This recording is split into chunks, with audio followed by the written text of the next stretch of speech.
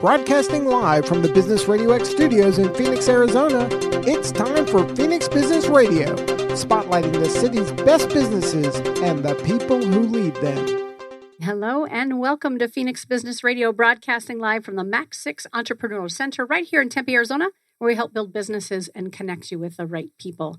And I find myself behind the production board more lately these days, so it's a little interesting for me to be sitting here pressing all the buttons, making sure everything's going, and also being a host of a show. And with that, I'm happy to introduce you to my friend for a second time, Dennis Gable. We're going to have a conversation about his company called the INLIER. Yes. And Dennis is the founder, and it's all around interpersonal growth. Mm-hmm. Yeah? Mm-hmm. Is that how you phrase it? Sure. However, yeah. Tell us a little bit about INLIER. Thank you so much for having me on again. The first conversation was fun and beautiful, and I know this one will be too, so it's a pleasure to be here. INLIER it's an interesting thing. It came out of my own self-work, and really what it is sort of the brass tacks is it's a 6-week program that I put together specifically for men to explore their self-knowing. And we know what outliers are. That one's easy. We both, I think, consider ourselves outliers in certain spaces. But the INLIERs, what the term actually means is it's things in a data set that should make sense that don't particularly fit in the data the right way. And so if you were to look at a data graph of an INLIER, there would be these points sort of along the middle, being the INLIER section. And yet there's also these sort of stragglers and things. And so when I was researching different words and terms, obviously being in branding, I love the story behind the story always. And so I was researching different terms and words and things of how I wanted to convey what this really is. And I came across the word INLIER because I was looking for the opposite of outlier. And I didn't even know the word INLIER existed. And what seems to make sense if we're thinking about men and the data points of what we are, we should be, I don't know that equals fair, but we should be vulnerable and transparent and authentic and have integrity and be willing and be intentional. We should be those things. And yet if you did a study of men and how they behave, we don't always do that. And so the INLIER should be these things. And so that's really my pursuit, is to walk with men into this initial section of what actually am I? I've been told by my parents, I've been told by partners, I've been told by friends that I'm all these different things, that I'm broken in certain ways and that I don't make sense. And, my own personal story is pretty aggressive in that way. The things that I was told growing up and things I've heard from friends and partners, and you start to believe what people say about you. And it's not until you have the right information in front of you that I think you're able to turn the mirror a little bit away from what people are saying about you and turn it to what you're saying about yourself. And so the process of INLIER is that I use 4 different social sciences or personality typing systems that have nothing to do with one another. They're totally independent of one another. And so I use 4 different tests, and I help men understand by diving into and observing what those results are, where they line up. And these similar points of this test said that, and so did this test, and they have nothing to do with one another. And so this is probably something that you should learn to believe about yourself and who you are, how you operate, how you show up in the world, and how you engage with humans. So a few minutes ago, you said, we have all this influence and this input from the world around us growing up. And then when we get the right information, then we can really stand in the presence of who we are. These tests that you mentioned, these assessments, is that helping some lay out the right information? Like, I'm curious, what is the right information? Yeah, that's a great question. And let me be clear on the words I'm saying. Right is subjective. Okay. What I would say is clear information, maybe, removing some of when water's murky, filtering that out a little bit. And so one of the guys who's gone through the program, his name is Russ, and he uses a phrase called read my mail. How does this read my mail? How does me answering 144 questions on one test and then just entering the date, time, place I was born on another, how do they say the same thing about me?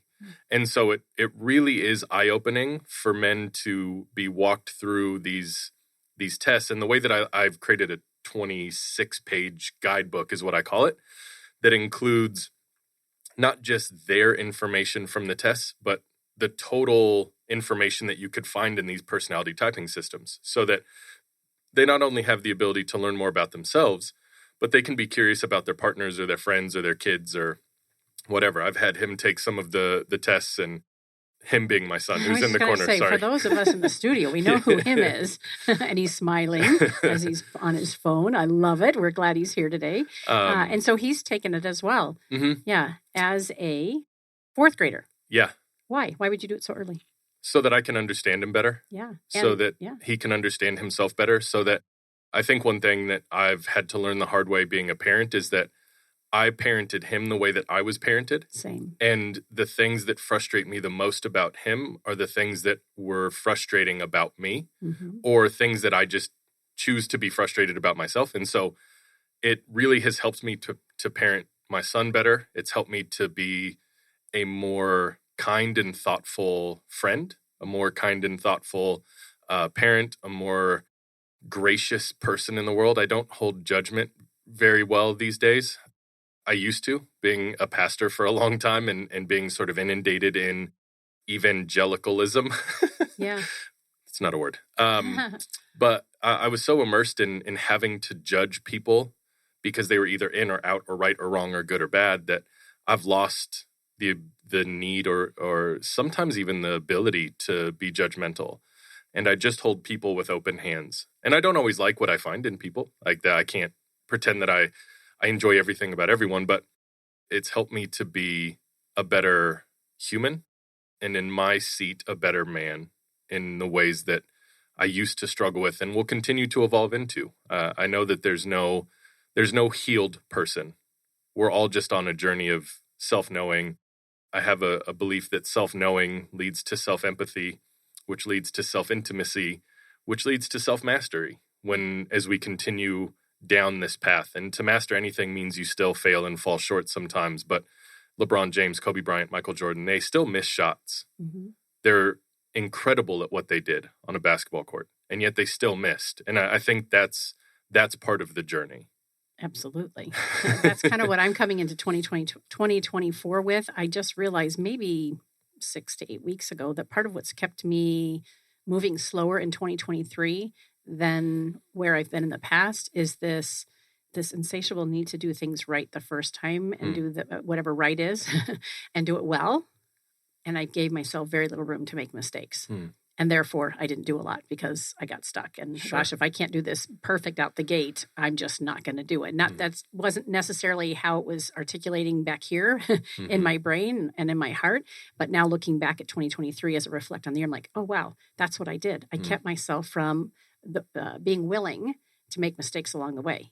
You know, and so, I love that we're having this conversation right at the cusp of the turn of the year. Yeah. How long have you been developing these sorts of tools and this work? You mentioned you were a pastor, so maybe walk us backwards or start from the beginning and get us caught up to why you and how did you come to find that this is your life's work?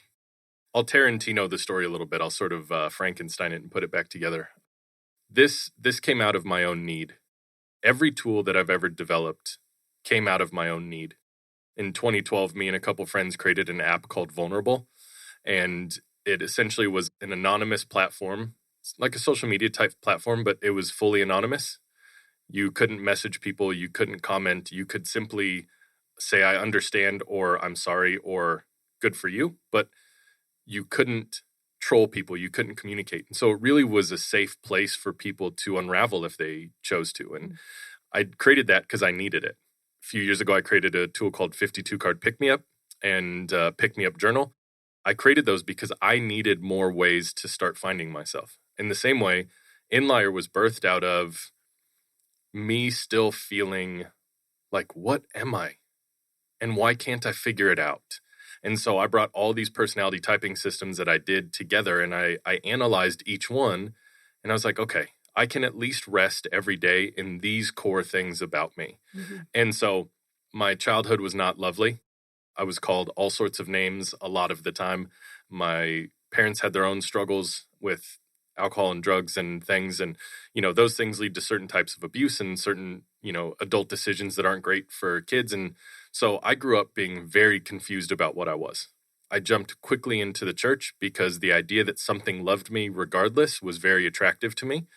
And I just immersed myself in what that meant to be a leader in the church, be it as a traveling speaker, or be it as a pastor on stage, or be it as whatever I acted as in those times. And still I was misunderstood. I was tattooed then still, and, I had big holes in my ears, and I was the cussing pastor. And so I still had this outlier, misunderstood sort of thing where people are like, why don't you act this way? Why are you like this? Even in my work life. I've had 1,000 jobs. But I love that. I love the experience of continuing to learn and trying new things. And people would always say, why can't you just be the guy that has a job for 10 years? I don't know. That was my daughter not too long ago, maybe 5 years ago, came into my office and I was struggling and financials were tough. She's like, why can't you just get a job like everybody else? And I looked at her and I said, that's a really great question. I wish I could do that. My soul would die if I did that. And so we're just going to have to stick it out. And she's one of my greatest fans now and has this incredible entrepreneurial spirit and really is standing in the power of who she is as a young 27-year-old woman. That's awesome. Even though she's witnessed this really difficult journey into being passionate and loving what I do and not having finances be everything about who I am. Yeah, that's beautiful to hear that one of the closest people to you saw it as maybe a flaw. And now that's been able to shift. And the real power is when we recognize that it's not a flaw, right? And so I know the things about me that make me different, unique. I know the things about me that people look at and go, why does he do that? And there's some of my superpowers. It's the reason why I am what I am in the world, good, bad, or indifferent. So I immersed myself in that church sort of setting and still felt misunderstood. And then went through separation and divorce with my ex-wife and was really, really lost. I had a lot of shame and a lot of guilt and a lot of those things that I think are some of the parts that kill men the most, is that shame and that guilt. And we don't always know what to do with it. We don't know where to release it. I have an analogy that I use called the dance with shame. And when we first do something, we're the leader of the dance. We do something shameful, whether it's at 15 years old or 45 years old or whenever it is. And we're initially in control of that dance. We're leading. And then one day, shame takes the leadership position of the dance, and we never know when that day happens. And from that day forward, it's a very hard dance to escape. And I found myself stuck in that dance. So I started going to therapy. I did a type of therapy called EMDR, and that led me into asking, as I was healing, I was still curious of what I am. And some of this started with me sitting in my bathtub, the shower running, which is one of my safe places, and trying to say the words, Dennis Allen Gable Jr., I love you. Even trying to say it today is challenging. You know what I mean? It's like those words are so hard to say sometimes. And at that point, it took me 30 minutes sitting on my bathtub floor trying to say, I love you to myself. And I finally was able to, and it felt great. And I cried, and it was a really beautiful release and moment. And then I just became obsessed with trying to figure out what I was. And some of this I take personally, and I think we all do, but why did my parents treat me that way? Why did my marriage not work? Why am I struggling financially? Why does the job? We can ask ourselves all those questions. And I was just hell-bent on figuring out what I am as a unique individual being. And so that journey continues. And healing is never what we think it is.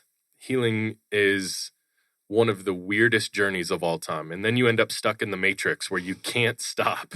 And that's where I am now. I mean, I'm so deep into the matrix. I took the blue pill or red pill or whatever color pill I was supposed to take. And I'm stuck in the matrix of trying to get better. And so in that, my passion for people, and specifically my passion for men, has led itself to me trying to create something that doesn't exist because I needed it. And if I need it, men probably need it too.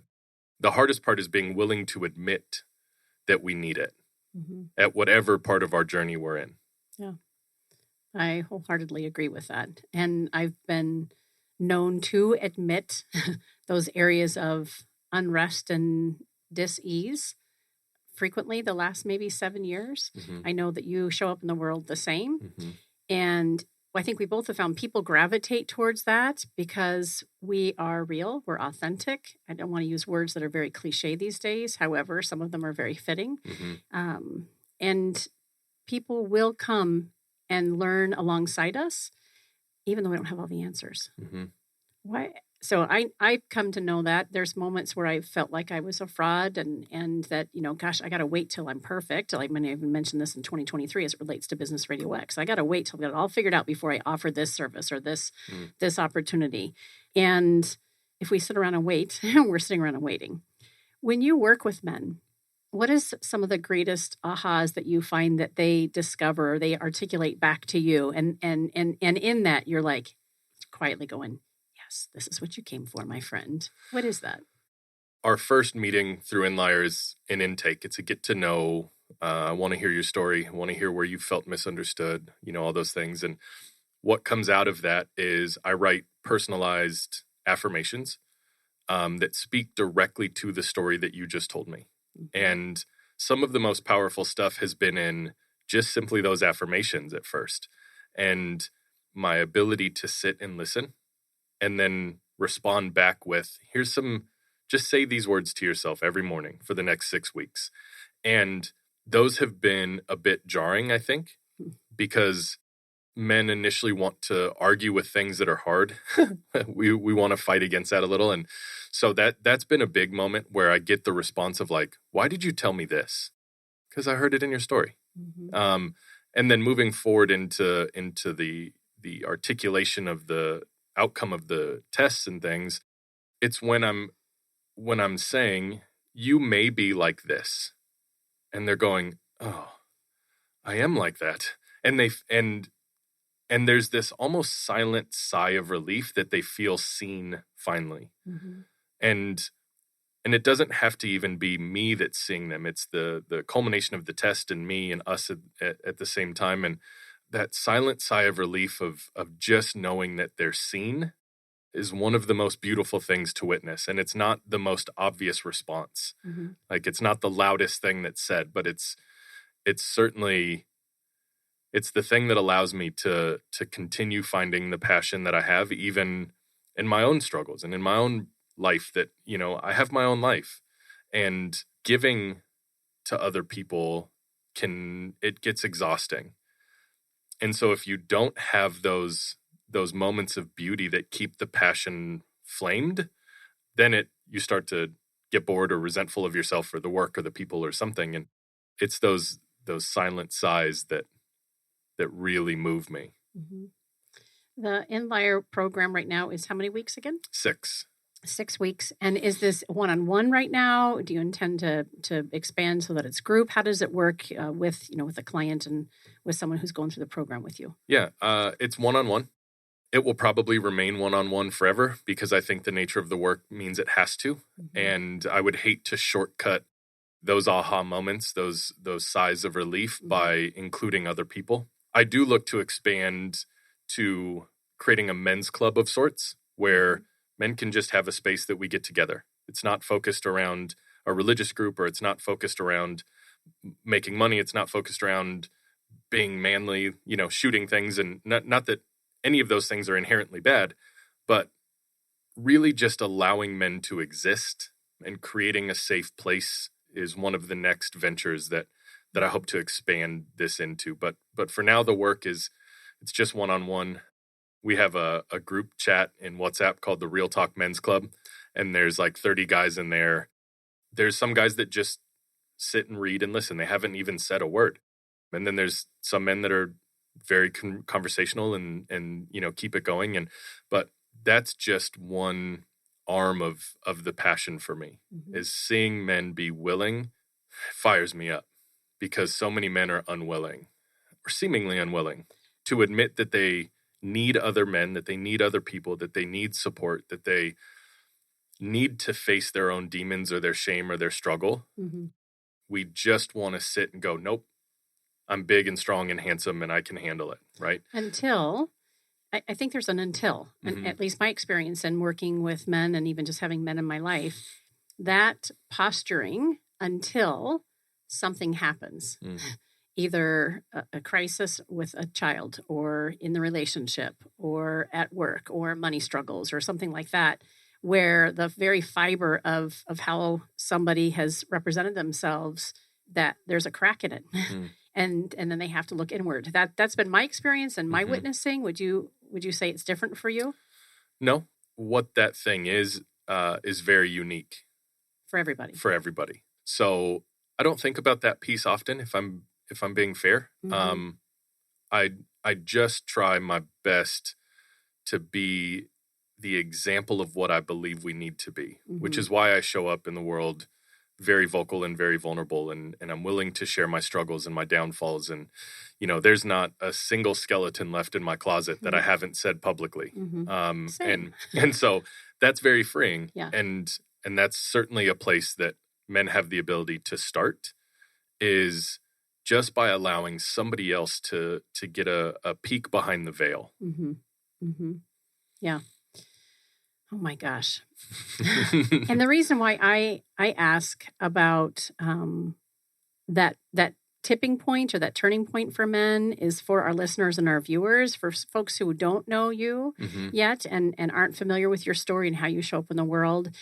If they're listening and they're thinking, well, this isn't for me, because I'm going to continue posturing and have my vest on and my cape on or whatever that is. Mhm. I want to encourage them to listen from a place of, do I feel like something's missing in my life? Do I feel like I could offer more? Like, what is that yearning Mm. that that the men in your circle have come with? Mm. What is that?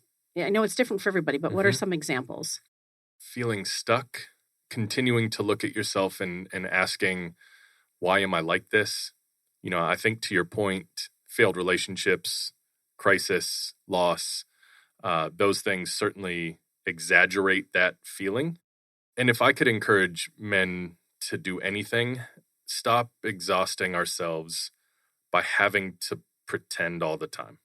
We don't have to be all the things that machismo would suggest we have to be.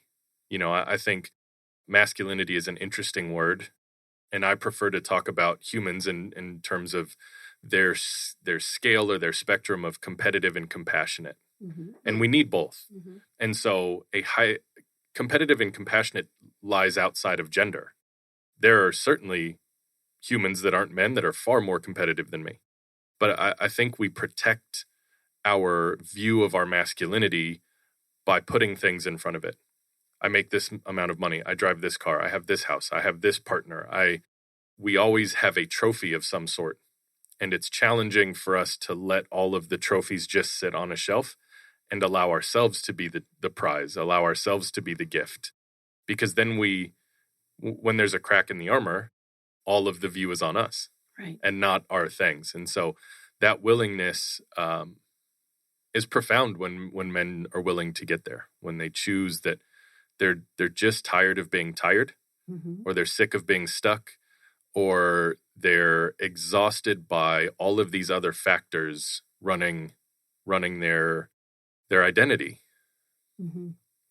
Yeah, I have a couple of men closest to me who've recently said, I've lived a good life. They're in their 50s, and I give back to the community. I'm a great dad. I've been through some relationship failures, but now I'm on the right track with my relationships.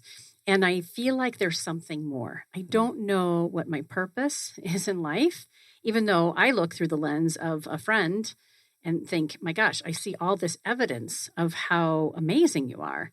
And yet even I do that. People reflect back to me all the time. Oh my gosh, you're so vulnerable and so giving and so wise. And I'm thinking, well, I think it's because I'm vulnerable.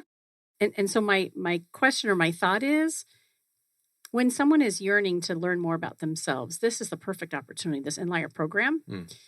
And it's an introduction or a deeper dive into that personal growth work. Mm-hmm. Why does that matter ultimately for people? Why is it so important for people to take themselves on this journey with or without a guide? Yeah, that's the $1 million question. Because I have people in my life who are not interested Sure. in opening the door and going down that road in any part of it. And I have other people in my life that are like, give me more. The reason I think it matters is regardless of what somebody believes about how we got here, what happens when we're not, we're doing this life right now. And we have a lot of evidence and data as we observe the world that people just aren't satisfied with what they are. And when we're not satisfied with what we are, we have a hard time sleeping, and we don't take care of our bodies, and we, hold these traumas and these experiences inside, which leads to disease, and it leads to other things. And so this initial work of self-knowing really opens the door to a freedom that is very hard to explain. Mm-hmm. I sleep like a baby, and I haven't always, and I have my days of anxiety, and I have my days of feeling depressed, and I have my days of overwhelm and frustration. And I'm very human in that way. I think it's one of the things that I judge myself on, but that I also think is a great value, Mm-hmm. is I'm always willing to be the first one to admit that I had a hard day, because I know somebody else is as well. And so those feelings of not having a certain level of peace and understanding about what I am or what you are drives so many other things. And that's why this work is so important for people to start down. And I wouldn't suggest that people do it the way that I do. I think I'm relatively self-deprecating insofar as I'm constantly trying to find something to fix about myself. One more thing, it's like 1% better. But sometimes I have to dig into the dirt to find something that I think is broken to then go try to fix it. So I wouldn't even suggest that people go about this the way that I do, but do some of it. Find that sense of inner peace. Mm-hmm. Find the way to sleep at night. Find a way to look at yourself, your physical body and your emotional body, and like what you see. That was a real challenge for me, to tell myself I love myself, to give myself this space where I've evolved that statement over time, where Dennis Allen Gable Jr., I love you, you are more than enough, you are not too much. And then I add to, your creativity has value. Your vulnerability is a safe place for people. Whatever those things are that I need to choose to believe that day. And peace is probably the best word that I can use as to why I think this journey matters. And the safe part about INLIER is that I'm not trying to fix your problem. I'm not trying to fix your life. I'm trying to give you a very clear piece of glass to look into that shows you your truest self back. And then there are potentially other steps to take.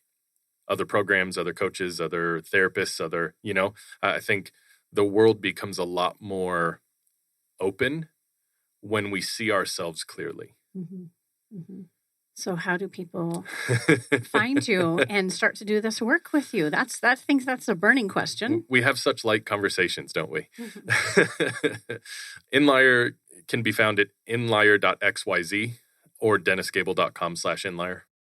The accessibility is very easy, I think. The way that I've laid it out makes it, the lift is not very heavy. And so, the initial overwhelm of like, I don't want to commit. I don't want to, it's really not that heavy of a thing. I have open hands and an open heart, and I much prefer to call myself a guide, because I feel like that's what I do. As we journey through life, I'm just showing you another open door and allowing you to see another grand monument about yourself that maybe other people didn't see, or maybe that was missed. And so I talk a lot about this work that I do on social media. Instagram is, my favorite social media platform, but access to the program can be through the site. Mm-hmm. What's the greatest hope for somebody that would come and do INLIER with you? That they'd be kind to themselves when it's all said and done. That they would allow the other voices to become softer. and that they would allow their inner voice to become louder. That inner voice of self-loving, self-knowing, self-appreciation, the inner voice of worthiness, and worth as a human, and that we would dismiss more often the you're worthless, you're stupid, you're dumb, you're ugly, you're, whatever the things are that people have told us our whole lives, that those voices would get softer. Mm-hmm. For our listeners who are high functioning men and the income is there and the relationship is there, this may not sound like something that they need or are seeking. Mm-hmm. And at the same time, I've had conversations with high performers and people who in many areas of their life have really got it together. Mm-hmm. Men specifically. We have a lot of men come through this studio for business related interviews. Mm-hmm. They've got it dialed in, and yet they are continuing to be curious about themselves, Mm-hmm. searching and looking for a community Mm-hmm. to really be themselves and those learning opportunities. So what a great thing that through the INLIER, you've taken the things that you've created and that you've used. So it's a combination, right, of assessments that are already out there and things that you've created yourself Mm-hmm. to make it not necessarily easier, but more streamlined for people in their journey. I think that's what I'm hearing, right? Because people, yes, could they go do this work themselves? Of course they can. However, for those of us who've gone before others Mm-hmm. and we've found what's worked and continues to influence our lives, then that's who I want to be. That's who I want to seek as a guide. Mm-hmm. Somebody who is doing the work, is honest about it, continues to see that there's more work to be done, Mm-hmm. and can also show me a more direct path to where it is that I want to go. Yeah, this has taken me a long time. And I can offer to men in 6 weeks what's taken me 6 years plus. Wow. And not in totality, but in a very manageable process. And, one thing that I would choose to believe about myself is that there's nobody better to guide men through this than me. Mm-hmm. And I think that's because I am willing to keep doing the work. And my track record shows that I've done it and that I am the man that I say I am in all times and all places. And my son gets to experience that in real time a lot, that I don't hide myself even from my 10-year-old. I'm an adult, and there's obviously things about my life that he doesn't know, but that's because he's 10. But he gets to see me be the same person in front of you and when we're hanging out with our friends, and he's watched me speak dozens of times, and I choose to just be the man that I say I'm going to be, even when I'm not ultimately proud of that person. Mm-hmm. I'm still willing to admit that I may have messed up, or I made a mistake, or, And so the confidence that I have in me being the absolute best guide for this kind of work is infinite. Mm-hmm. And I know that the reason people trust you is the same. The reason that your clients come back to you time and time again, and the reason that you're sought out, is because you're willing to be who you are for all of the people. Mm-hmm. And I know that you give a beautiful gift of yourself to people, and I just hope to do the same. Well, you already are. I see you out there. I've gotten to know you, and last time we were on together, we talked about our love for Jordan, who introduced us. Mm-hmm. And simply just reached out on Instagram and said, you two need to know each other. Mm-hmm. And we quickly realized that she was spot on. Yeah. Yeah. So I'm grateful for the opportunity to have you come and talk about INLIER today. I have this kind of burning, I don't know if it's a question or a thought, but as we're chatting, I'm thinking some of what people have said to me when they've given me feedback about witnessing my journey the last several years, becoming the best version of myself for today, Mm-hmm. right? Is that I'm extraordinarily self-reflective. Mm. So like you, I'm wired for growth. And I've had to really learn to sit in the pause and the being patient. That's, it doesn't always have to be about growth all the time. Mm. I think that comes from trauma. And I think that comes from the childhood that I experienced, that Mm-hmm. I always feel like I need to be better, do more, prove yourself. Mm-hmm. And I've come to realize, you know what? It's okay to just be fine with where I'm at. Mm-hmm. Is for you, not your clients and INLIER participants, but for you, is it self-reflection? Is it growth? Is it peace? Is it love? Is it worthiness? What do you think for you is that sweet spot at the end of the day, and then that sweet spot at the end of your life? The sweet spot at the end of my life, I hope, is just peace. At the end of the day, the sweet spot for me is in choosing to believe that all of these things I've done in my life haven't been in vain. Mm-hmm. That I'm willing to use the power of my story to better myself and to better the world around me and to be a better example for my son and to be a better person to the people that get close to me, that it all had some meaning when it's all said and done.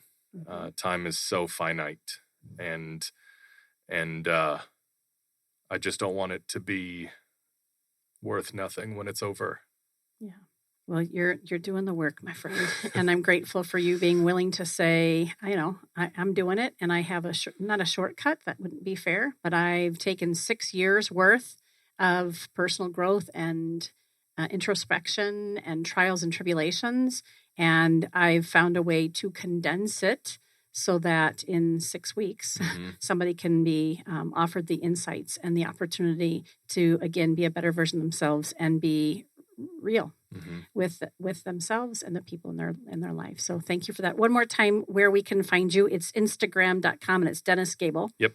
And then INLIER, is that a website? Oh, yeah, INLIER.xyz. Yeah. I've never used the XYZ. It was easy to find INLIER just by itself that way. So perfect. Yeah, very good. And then also DennisGable.com as well. Yep. Thank you so much for being here today. Thank you. Yeah. It's always a pleasure. Looking forward to our next conversation. Me too. You've been listening to Phoenix Business Radio, broadcasting live from Max 6 Entrepreneurial Center right here in Tempe, Arizona. Some business leans left, some lean right, and we lean growth and self-introspection. Until next time, I'm Karen Nowicki. Thanks for listening.